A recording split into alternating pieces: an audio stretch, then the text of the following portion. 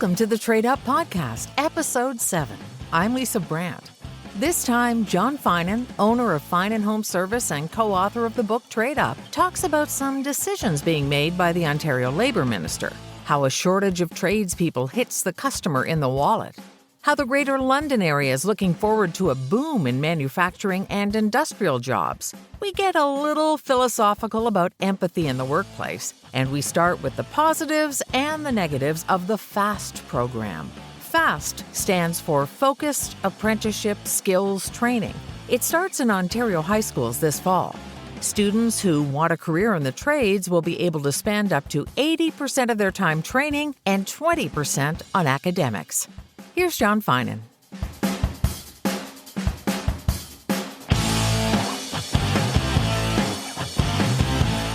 I'm not an expert on whether 80% hands-on, 20% schooling makes any sense, but I will tell you this, that the reason we send people to school is so that they're job ready. So the faster we can get them job ready at an age that's acceptable, and we've decided it's 18, I'm all for it. And any new program, and as soon as I heard you say the acronym for FAST, I thought, okay, what group of people sat around for 2 days trying to make those words match up with FAST, because it's, it matches too well. So my sense will be this program, like a lot of programs, is going to have some messiness in the beginning, and it's going to have some problems that'll need to be corrected. And unfortunately, because it falls into the political realm, it's going to have a lot of critics that aren't there because they want to make it better. They just want to criticize. But when I think about it generally, I see two issues that could happen. And I will admit, I don't know all of the nuances when it comes to what extra post-secondary education you can get into if you've gone this way. But let's just say you're a 15, 16-year-old high school student and you decide, I want a career in the trades. The first thing is you still have a curfew. You probably still have to be home by 10 o'clock. We don't let you drive cars. We don't let you in the army. There's lots of things we don't let you do. And here we're allowing you, promoting and counseling you to make this decision in how you're going to spend the rest of your life working, which aside from your spouse and how you treat your body is probably, those are the three holy grail things you need to think about. So I'm not so sure that's wise to do it that way if we've set them up for a situation where they can't transition into post-secondary university courses afterwards. I'm a proponent of education and lifelong learning. And if somebody decides at the age of 33, after having a 15-year career in the trades, that they want to transition into something else and they want to go to university, if the first thing they have to do is finish high school, that's just one barrier that they shouldn't have to do. And, if I could say anything the program should have, is it should have a way to equal you out. And, I'm a fan of all these economic levers we have. And, if somebody starts in the trade, that's wonderful. But maybe part of getting their certificate of qualification as, say, a plumber, they also have to finish grade 12. Right now the bar is set, I think, a grade 10 education to be into the trades, which quite honestly is enough math and science for you to get through that program. But, if somebody is a third or fourth term apprentice and they know they can't finish their trades qualification unless they finish all of the high school credits that are required should they choose to go to university, that should be part of it. That should be part of the levers we use to make sure that they're ready. It's a good point you make about a university education, because this has come up recently with a couple of people I know, not necessarily even with skilled trades, but just the fact that they want to transition into something. For goodness sake, I'm a freelance writer as part of what I do for a living, and a lot of places want a BA for a freelance writer in a certain genre, and I don't have that. So I'm automatically out. I have 30 some years of experience, but that's not as good as the degree. We've developed ourselves into a credential society. So you need credentials for things, and it starts at a very young age. So, there's high schools in the city that you need to qualify to go to. You need to do certain things. So if you want to go to dancing or musical school, you have to show an aptitude and an interest that aligns with that. And then as you're getting through high school, all universities ask not just for your marks, but they want to know what you've been doing outside of school. And my guess would be that part-time jobs are important. I was on the robotics club. I was on the football team. I was on the high school student council. These sorts of things are all these credentials that young people are having. And is it important? Not to get a BA, it's not. But it is important if the average student applying has got 7 of them, these extracurricular activities, and you only have 2. So you need to have 7 or 9. And this is what goes on with the BA. So when they look at a pool of applicants for the writing jobs that you're thinking of that require a BA, it's only because, well, let's just weed the pool out. Let's just weed it out. We'll just say this is what you need, not because it makes any sense, but because it just makes our job easier. And honestly, we're all guilty of it in some fashion in our life, so it's not wrong in that sense, but it is the reality, and you better be ready for it. And I don't think that there's a 50-year-old out there that just hasn't seen that traumatic shift happen in their life because they or somebody that they were very close to just wasn't prepared for interest rates to go to a crazy 7%, and they can't afford, we all know it's happening. When you get to our age, these things are going to happen. You need to prepare for it. So when you're a 20-year-old or a 16-year-old and you're thinking you're going to become a plumber and that's all you're going to do for your whole life, somebody needs to give you a shake and say that's not likely how it's going to go. You might want to change, or you might be forced to change, and you better be prepared for it, because you know what? The world does not care when you're 35 years old. Future-proof yourself a little bit, Yeah, right? That's right. We, of course, discuss the importance of tradespeople, and they are important. One of the things that we're finding, a report came out about how the lack of people replacing people who are retired, like just the lack of people, we need more people in the trades, is affecting the economy, and specifically like a household economy. When somebody wants to get a tradesperson in to do something, how it costs so much more. As a person who owns a company that employs tradespeople, are you finding that that's the case as well? I've been doing this for 30 years. And if I went right back to the beginning when I started my business, my very first customer probably used my services because I undercut the other guy. And so, in some sense, it's always been that way. And when I think about it from the customer standpoint, I think about it this way, particularly if something's broken. Let's just use a refrigerator, for instance. I have a refrigerator and it's not cooling as much as I need. So I have a repair person come in, and let's say I spent $300 to have that fridge repaired. All I have for my $300 is the same thing that I had 2 days ago when it worked properly. It's not freezing better than it ever was. It's not new. It's not going to last any longer. It just cost me $300 to keep it where it was, right? So in some sense, it's kind of like putting gas in the car, and we never like to do that. I just, at least with gas in the car, you get to go somewhere you weren't at before, but with the fridge, you're in the same spot. It didn't move. It's still, doesn't hold the magnets on or whatever scratches on it or squeak it's got. So, in some sense, the customer's always frustrated about that regardless of the price. But I will say from the contractor's point of view, particularly when it comes to service work, like going to people's homes or businesses and repairing something, finishing that job, going off to the next one, and doing it in a timely manner, it is an extremely difficult thing to plan out equally. And I think about it this way.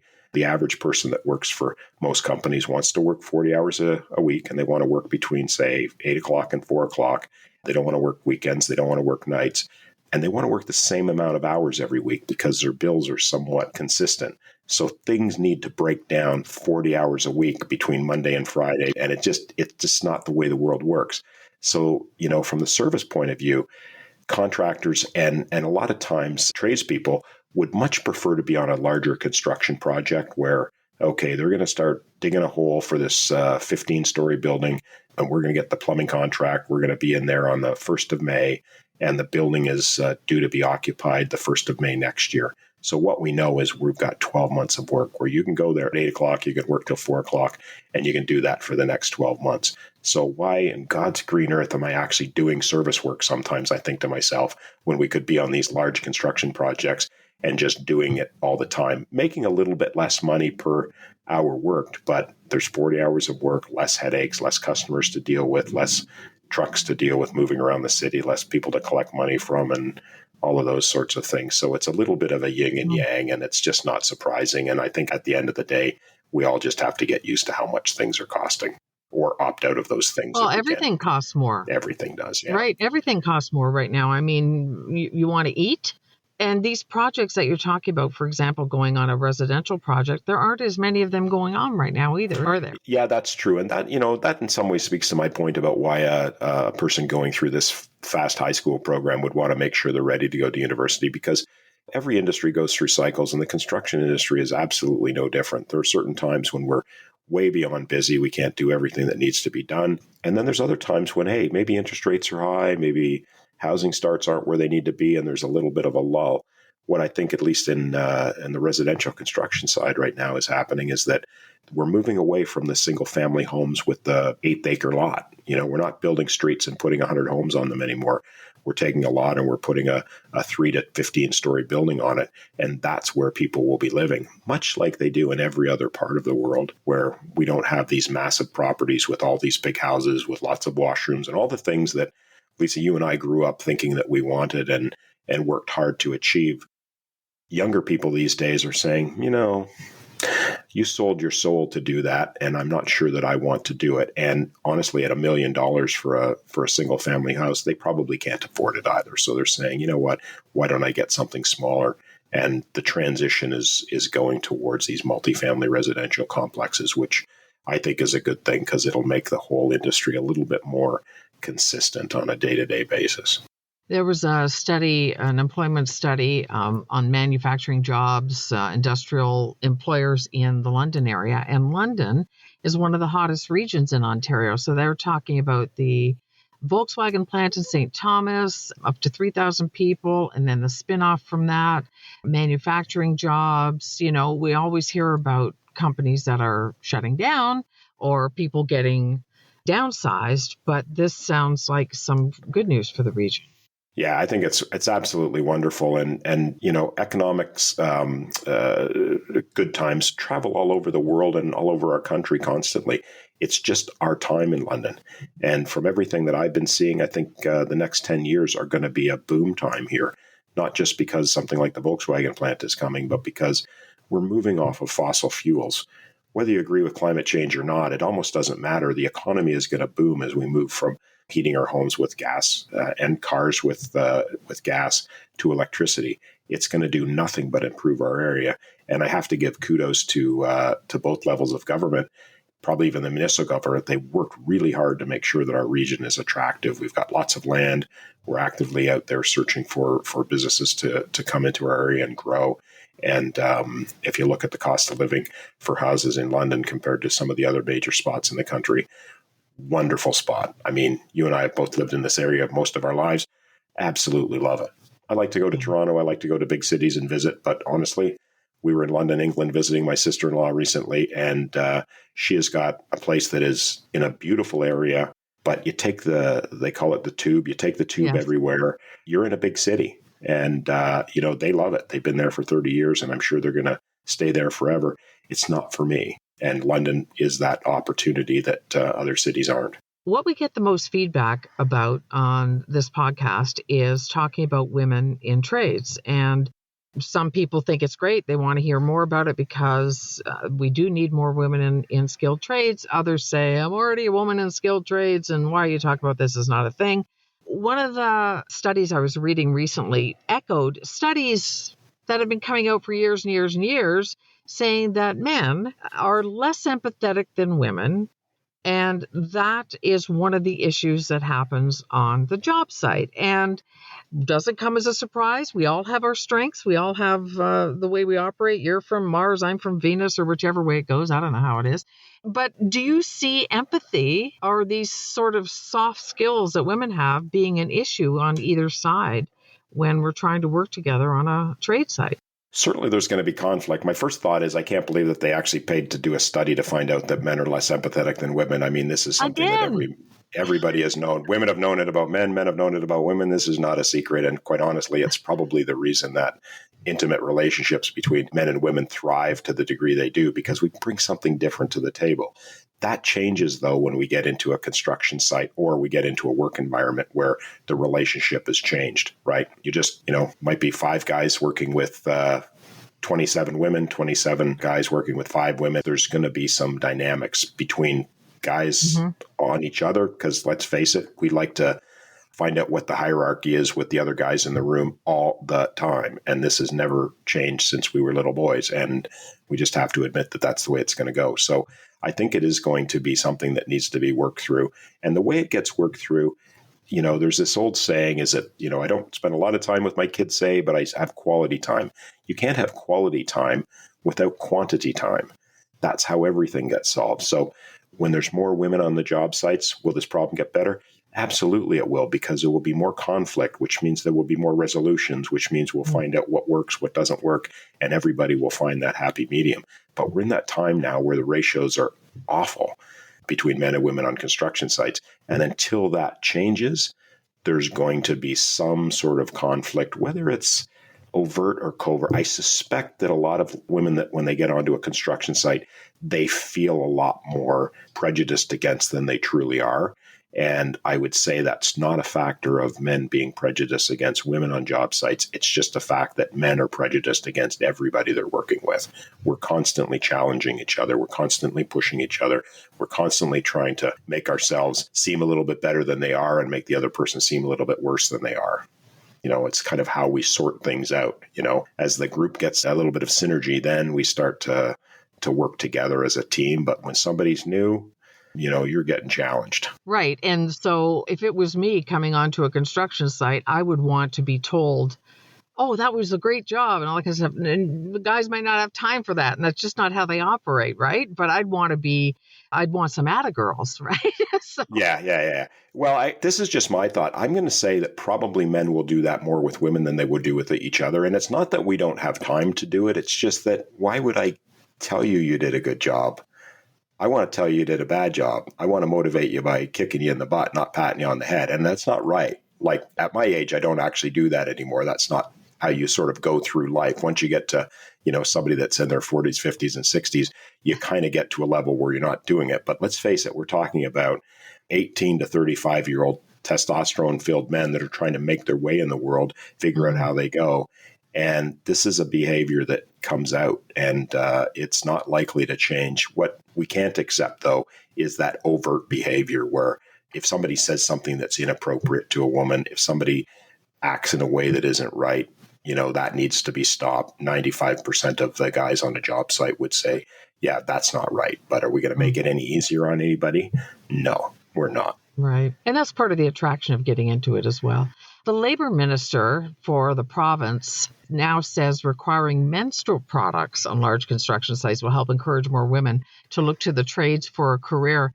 They also want to get rid of the sick note requirement and a few other things, but that was the one that kind of caught my attention. Again, he says large construction sites, so I don't know how much that would change things. We already have to have a separate washroom for women, right, on those bigger sites. Yeah. What the definition of bigger is, I'm not entirely sure. And what a separate washroom means, I'm not sure. My hope would be that when I first heard that, I don't know, 2-3 years ago, I thought, well, why? Only one person goes in at a time. They're all disgusting. What does it matter? And then I went, if I was a woman, would I want to go into a porta potty that's got a urinal there? I mean, I'm not using it. It's really close to where I'm going to be sitting. And I wouldn't. And if I was, if the tables were turned and women had 2 dispensaries for whatever, I would not want to be in that one. I would choose to use the men's only one that had just what I needed. So, the same with the menstrual product thing. We provide so much, whether it's an indoor work facility, whether it's a construction site, job sites, as well as offices will have bathrooms and sinks and towels and soap, and many of them will have showers. They'll have toilets. They'll have cleaning people that come in and clean them, and they're going to have toilet paper. So if you connect all of those dots, does it really seem odd that we would put menstrual products in there? Doesn't at all. It just seems natural. Like, why wouldn't they be there? Most offices would have aspirin and some other things for people that maybe come to work and don't have an aspirin with them. So why wouldn't we have that? So I think it's a wonderful thing. I will say, though, that if at any point the government thinks that we will get more women into the trade by doing this, they're mistaken. What they're going to get is political points for this, and maybe they should get some, because the only way legislation comes out is when the government does something about it. So I think from that perspective, it's a good thing, but they're not going to move the needle one iota. There's no woman that's going to say, hey, I want to quit my job in an office, or I want to, finish high school and become a plumber so that I can go onto a job site now that they have menstrual products. It's just fantasy.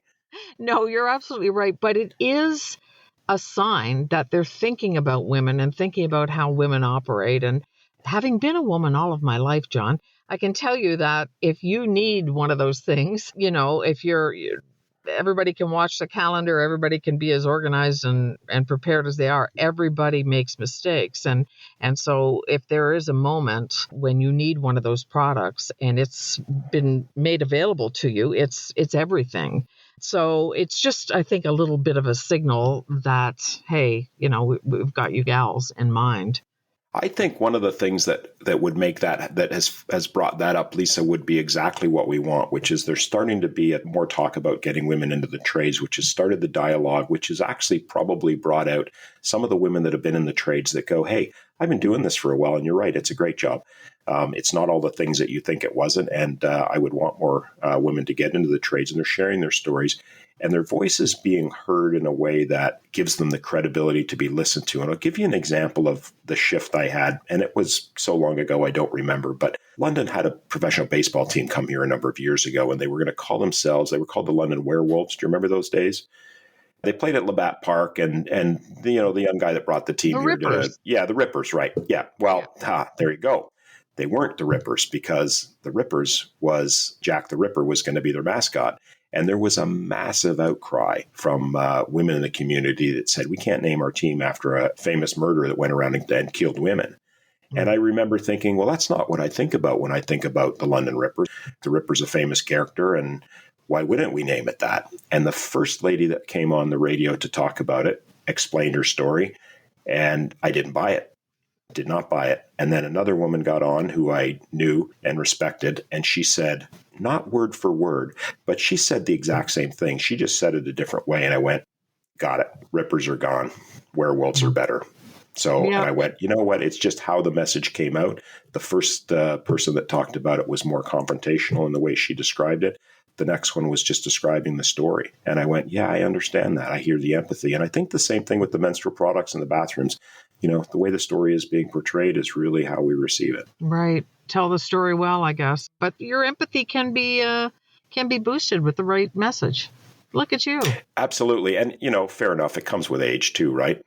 We see my position, after having a company for 30 years is really to listen to my customers. I have to listen to my staff. I have to look for the best interests of the company. And those things aren't always aligned in the same way. So I have to balance those things off.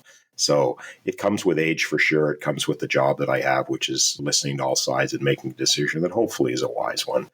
One of these days I'll stop looking for atta-girls. So, we can all grow. Well, I will say, Lisa, that I'm never going to say atta-girl to any woman. And atta-woman doesn't roll off my tongue. I'm going to say, good job. That's probably the best I'm going to do.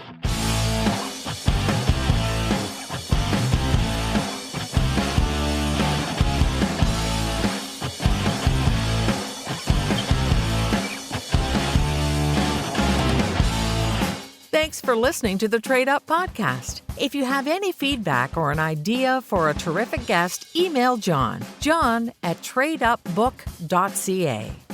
If you know someone who's thinking about their future career, the Trade Up book offers a peek into the lives of apprentices and tradespeople.